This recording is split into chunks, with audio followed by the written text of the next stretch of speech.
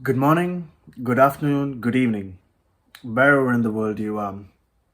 I'm sure some of you are in bed right now and watching this video, and I hope I can make it as entertaining as possible for you so that you don't go to TikTok or Instagram. Who am I kidding? Of course, you're gonna go to TikTok or Instagram over this. But in all seriousness, let's begin this course. I'm Joseph Thomas. I'm gonna be teaching you corporate finance for this semester. Now, hey guys, I'm Joseph Thomas. I'm going to be teaching you corporate finance. I'm Joseph Thomas. I'm going to be teaching you corporate finance. You don't want to listen to this guy. You seriously want to listen to this nerd or you want to listen to me? It's as easy as it goes. Corporate finance is all about making money, no, guys, spending money. Do not listen to that. That's all there is to know. Finance. Get out of here. Now, let's get back to where we were. Goals and objectives. So when we begin about corporate finance, it's all about three decisions, three very important decisions that you've got to make. Number one is the investment decision. That is the purchase of real assets. It could be the purchase of tangible or intangible assets. It could be trucks, it could be a land, property, shares in a company, ownership of a company, whatever. Now, financing decisions. In order to make these investments, you got to figure out where you're going to get the money from. And that's financing decisions. So, that financial decision can be made by the company. Whether you're going to sell some of your assets in order to invest, are you going to sell some of your shares, are you going to use certain amount of profits, reinvest it for this investment? That's up to the company. We'll dive deeper into that. And the capital structure, the choice between debt and equity financing. What is debt financing? Debt financing is when you go to the bank and you ask the bank for some money, borrow money, and you use this money to make that investment decision.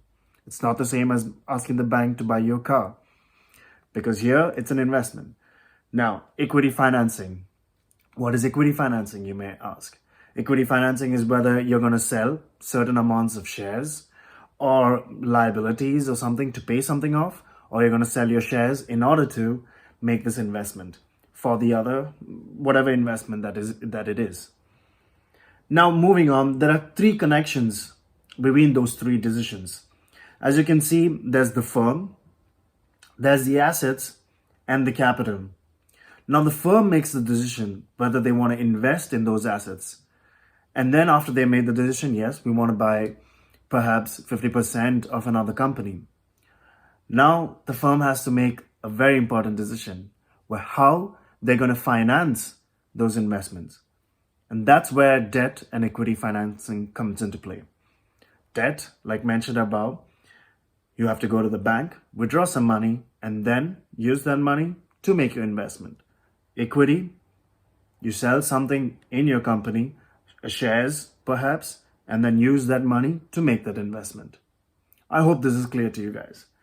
Now, moving on, investment decision is always tangible or intangible, like mentioned before. What are tangible assets? It's the plant, the equipment, the property, the inventory, machines. It can be anything. Now, intangible assets is the brand name, goodwill, trademarks, knowledge, patents. So just as an example, the slide is pretty obvious, I hope. We have the role of a financial manager. We have the financial markets and we have the firm's operations. The financial markets are basically investors who's ready to offer you money. The firm's operations are basically the company who generates profit with the right investment. So now the fingers that you see, my fingers, I am the financial manager. So now I go to the financial markets and get money from the investors. Now this money, I decide to invest it into the firm's operations. Now the firm's operations generates a sort of profit. And now this profit, I decide what to do with this.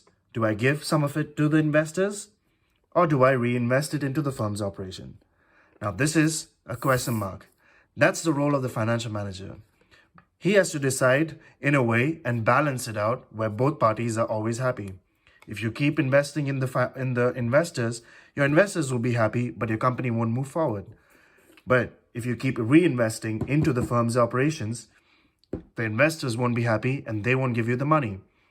So that's basically the role of the financial managers. So guys, now we come across the principal agent problem. What is the principal agent problem? Before we get into it, let's ask ourselves, what is and who is a principal? A principal is basically a shareholder. A shareholder, you might ask, who is a shareholder? A shareholder is a person who owns stocks in a company. And by that, I mean that he gives some money in order to own some stocks in the company. And therefore, the more stocks he owns a percentage of the company. And that is a shareholder. So the shareholder is the person that can make, who could be in the board of directors and has the possibility to make decisions for the company. Depends on the number of stocks that the shareholder owns.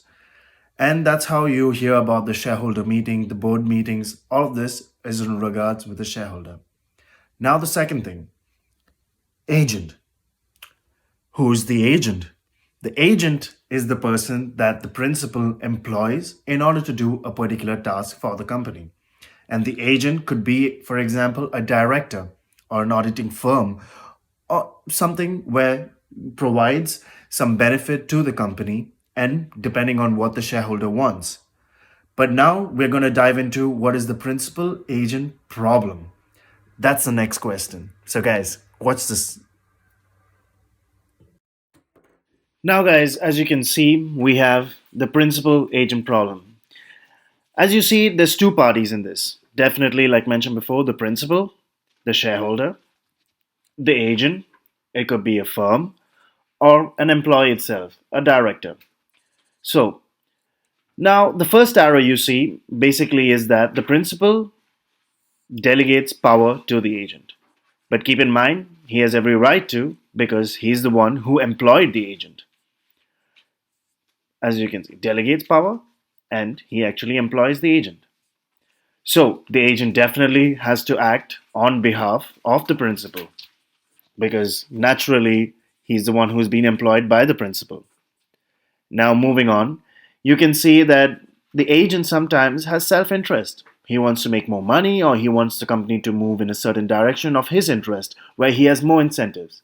And the shareholders, they care about making more money for themselves. So if this sort of issue occurs, then there comes a bigger issue where the agent decides not to tell all the information to the shareholder. And then there's a withhold of information, and there comes the principal agent problem because both of them are not happy with each other. And this asymmetric information is basically an idea of the principal agent problem. Anyways, thank you. I'm sure there might be a lot of errors and a lot of things that you might have not understood in this lecture, but don't worry. Soon there will be a lecture and I'm going to explain everything that you did not understand in these slides again to you guys. So please don't hesitate to ask me any questions during the lecture hours. We will have a live Zoom session, not just the pre-recorded sessions. Take care of yourself and enjoy your weekend, day, whenever you watch this. Have a good night, good afternoon, or good day. Ciao. Bye-bye.